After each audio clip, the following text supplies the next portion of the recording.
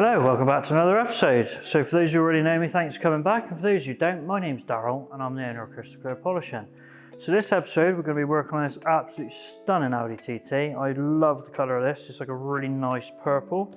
Unfortunately, we're not doing the paint, but we are doing underneath. So I've cleaned the vehicle down already, pulled it inside. It's quite late in the day now, so I didn't bother filming any of it.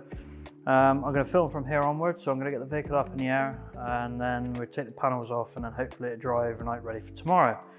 I've looked underneath already, it doesn't look too bad. There's a few little iffy spots here and there, but nothing mega to worry about. We're doing the underbody and the arches, and then if there's time at the end of the job, I might even give it a wash for the customer and for myself, because I absolutely love this colour. But anyway, as always, if you haven't already, don't forget to like and subscribe. This detailing done properly, or in this case, underbody's done properly. Sit back, relax, and let me do all the hard work.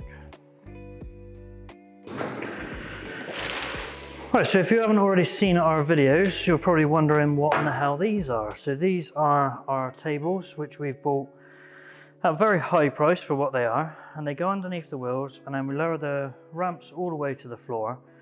The vehicle sits safely on these tables, which can take up to 3.5 ton.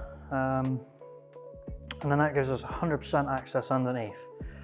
So the reason we price these jobs in two pieces is we price the arches as one job and then the underbody as another, because they are two separate jobs. They cannot be done together here with us. Because a lot of people use two post ramps, which are fantastic, nothing against them. I've even looked at getting one myself. The problem is you never have access to the jacking points, and usually the jacking points are the rusty bit that takes all the damage. So this is a bit of a longer way around it, but by doing it on the tables like we do, it allows us to get full access. Then we can jack the vehicle up in the air as you see it right now, and then we'll do the wheel arches afterwards. The reason we do the underbody first and then the arches is because we've usually got some excess left from the underbody to use in the arches, and it's quicker to strip all the masking and everything off, jack the vehicle up, take the wheels off, and then do the arches than it is the other way around. But yeah, so I'm going to get the tables underneath. It's going to be a little bit tricky on this one because obviously it's such a short wheelbase and we've got the noses of the ramps in the way, but if they do get in the way too much, then I can take them off and then we'll be fine from there. But anyway, let's get on with it.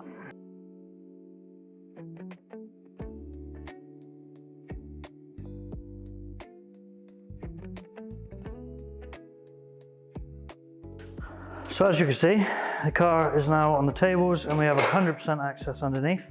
Yes, I did need to take the noses off. Yes, I should have done it before I put the car up in the air. And yes, I did hurt my finger. But it's okay. I'm not going to cry about it just yet. I'll wait until I get home. But anyway, car's up in the air.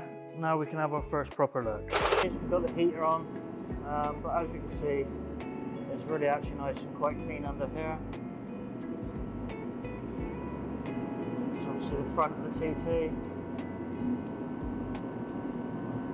and we're going to remove this plastic panel,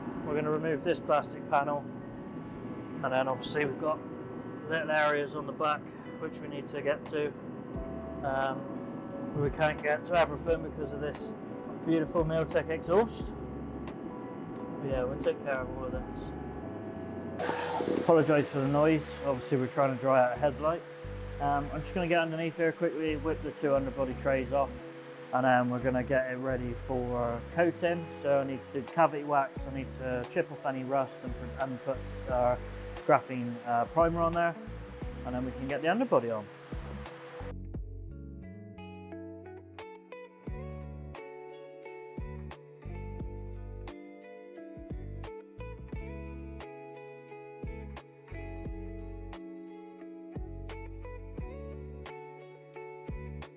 So for our regular viewers, you know the score. Now I'm going to get all of the cavity wax done in all the small places, chunky stone there, in all the small little holes. Once we've done that, then obviously I'm going to get into my protective gear and get the actual coating on itself.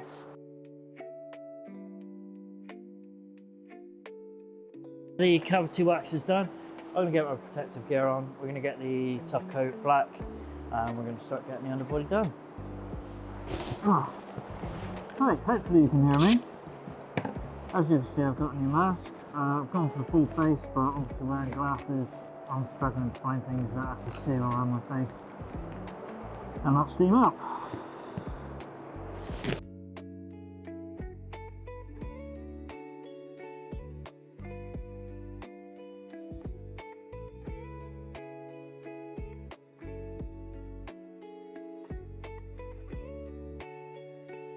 That's the underbody complete. All it's left to do now is let it dry off, get the vehicle back up in the air. Once the vehicle's up in the air, get the wheels off, get the arches stripped, get them cleaned, and then we get that done as well. Now the underbody has cures, I'm going to take the sheeting off and we're going to get the vehicle back up in the air, and then we're going to do the arches.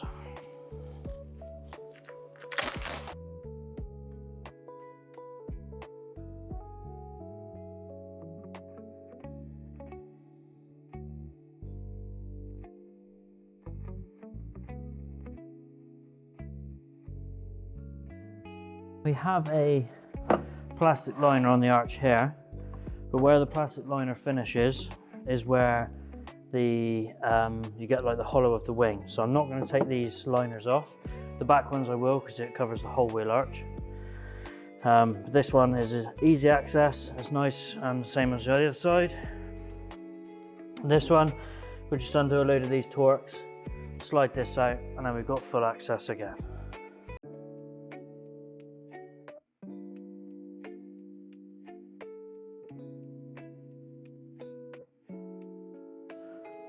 So obviously when we were cleaning the vehicle, this bit wouldn't really have gotten touched because the wheel arch liner was there. So what I'm going to do now is we've got a really fine wire brush. We're just going to brush all of the dirt and everything off, get rid of all any loose substances.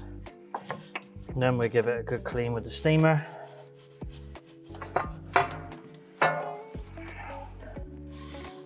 And once we've done that, we're all good to go with the underbody.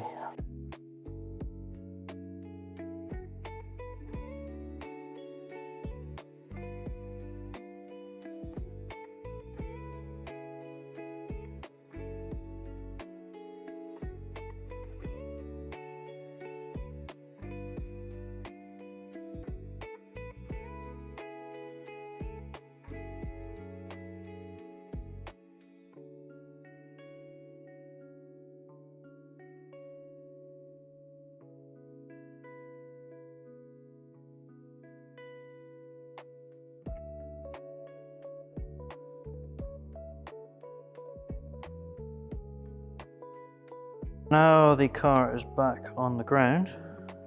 I'm going to torque the wheels up.